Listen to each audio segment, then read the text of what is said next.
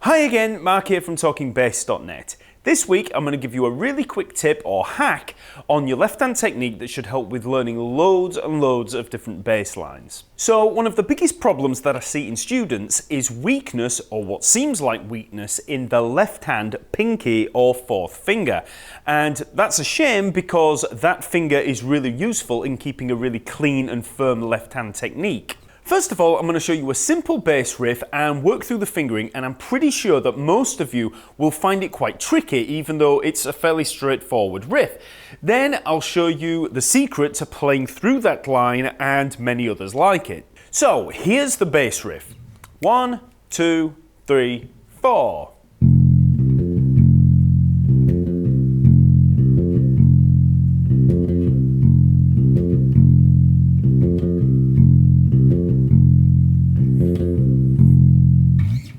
The tab and lesson material is all available to view over at Talkingbass.net, so just click on the link in the info below. And while you're there, if your technique is something that you really want to work on, check out the Technique Essentials course, in which I work on the material that I cover here and much, much more. Technique Essentials is an all-round technique course that will ensure that you have a good core start on every aspect of technique. I'll link to it in the info below and on the screen card, so go check it out. So, first of all, let's have a look at the notes in there. So we begin on an F, first fret of the E string, then we work up to the C, the third fret of the A string, and then the F, the third fret of the D string. And they're the only notes that we're going to be using in this riff. So we're going to be moving between them. So we work up, first of all, F, C, F, and then back down, C, F. So, okay, so we just have to play that rhythm. So F, C, F, C, F. So up and down. So then we work up again. Okay, so we have the C, then twice on the F at the top, and then back to the C. And that's it. So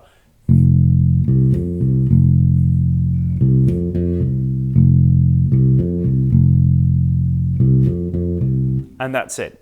In terms of the picking hand technique, if we look at those two fingers there as 1 and 2, I begin on the first finger, then I play the first finger again for the C, and then I play the second finger for the octave at the top, and then I play the first finger again when I come back to the C, and then rake down to come back down to the F. So 1, 2, 1, 2, 1, 1, okay? Okay, then we work up again, first finger on the C, and then 2, 1 for the F at the top, and then rake back to the C. So.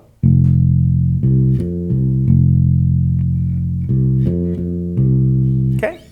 So, on the face of it, this riff looks pretty easy. There's not much going on there at all. But the tough part is in the fingering of this hand, on the left hand, because I'm just using the first and the fourth finger. I'm using the first finger for the F, and then the C and the F on the A and the D string, I'm using the fourth finger, the pinky. So. Okay, so it's all first and fourth, and it gives us this nice clean technique there. The hand is hardly moving. I'm not using first, third and fourth, which some people might use. I'm just keeping a clean technique just using that fourth. Okay, and that's the part that people usually find tricky. So the trick to playing a riff like this is something I call joint barring. We're going to use the lever action of the joint in this pinky here and the leverage of the whole hand in generating the required pressure on the string. This isn't all about creating a strong pinky, it's more about using the correct technique to make everything a little easier. So let's have a deeper dive into this riff and see how we can use this joint barring in there.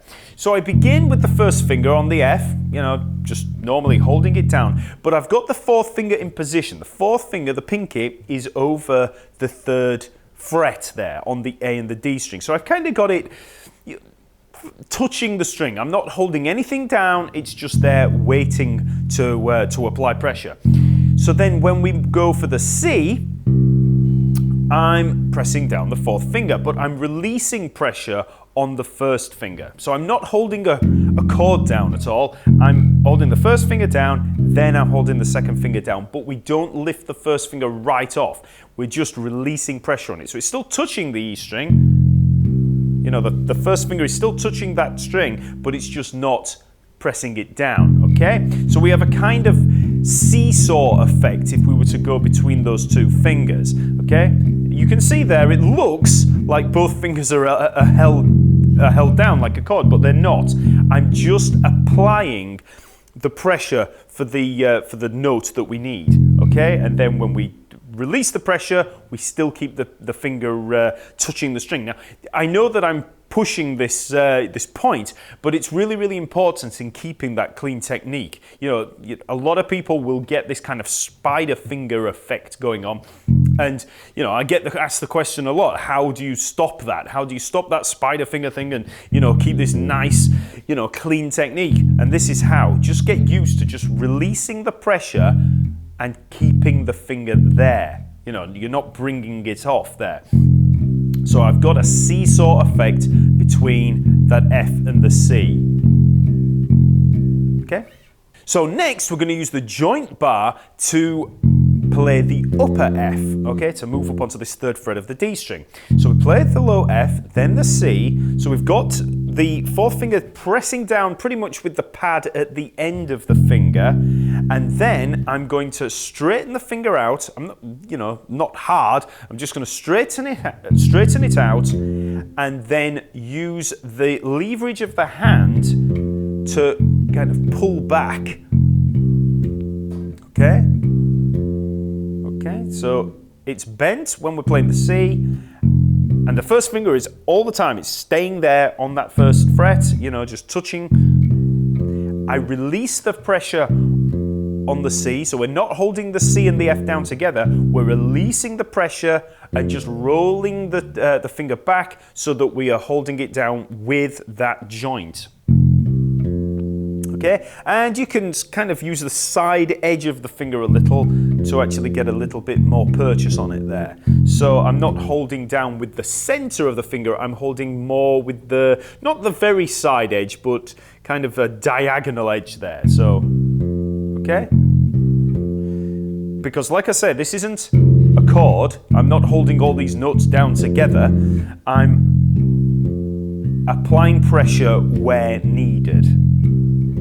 So maybe just get used to going between each of those notes. You know, when I play the F, you know, I'm playing with the pad of the finger there at the end, pad of the finger for the C, and then straighten out and the side edge of the finger for the F, okay? So when we come back, we just reverse the process. We just let the finger bend again on the fourth finger. Okay, so we're releasing pressure on the upper F and then just moving back down, okay? So it's all about just applying pressure where needed. So to begin with, you could just move between those notes. F, C, F, C, F, just go up and down. And get used to that joint barring motion. Playing each note separately. You don't want this. You don't want the chord. We're playing each note individually and only applying pressure to the string that is required. So at first it'll take a little bit of getting used to, and you know, you'll probably feel a little sore from it, you know, because you might not be used to using that part of the finger, so you might build a little bit of a callus there, and it's going to feel a little bit tough on maybe this part of the wrist and back here, because you know, you're holding down with a part of the hand you might not be used to, but eventually it'll seem easy. I do this all the time. I wouldn't even think to bring the third finger into play. There's no point. It's putting, you know, why bring an extra finger in? I might as well just use those two, you know, so a lot cleaner. So get used to that move first of all. Then you can try the whole riff. So when we play the second part, again, we're just using that joint barring and then just curling the finger again for the C. Okay. Whole thing, 3, 4.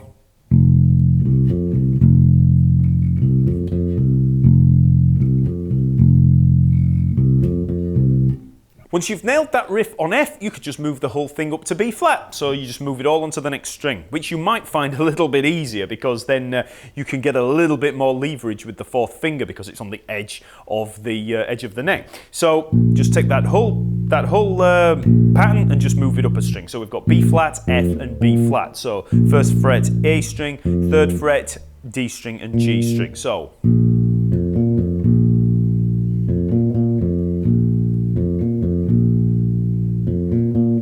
Okay, and then you could go between the 2, 3, 4, and.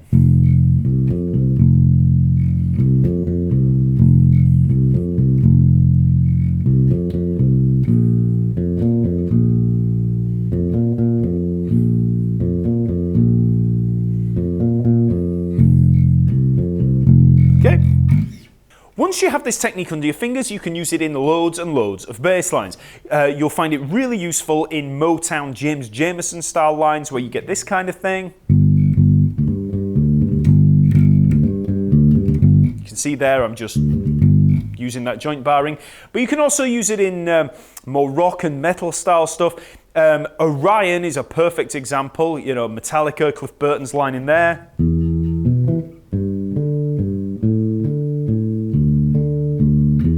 Okay, so there's lots and lots of different applications for this technique. So, like this video if it's helped and subscribe to the channel. Also hit that little bell graphic to get notifications on all the weekly releases. Also check out all the tab and lesson material over at talkingbass.net, so just hit the link in the info below. And while you're there, check out all the awesome courses on every topic from slapping to sight reading to bass setups and much, much more. Okay, I'll see you next week.